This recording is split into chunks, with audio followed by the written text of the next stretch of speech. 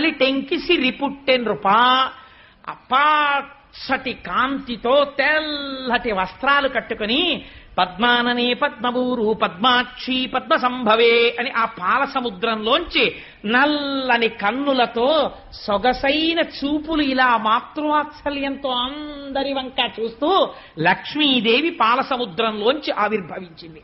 అమ్మవారి చూపులు ఎంత దిశల వరకు పడ్డాయో అంతవరకు దరిద్రములన్నీ తొలగిపోయి అందరూ ఆనందమును పొందారు.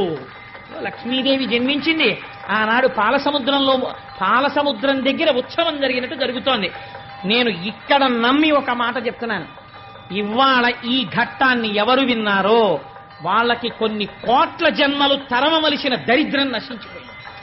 ఇది పరమ యథార్థం. అందుకని ఆ తల్లి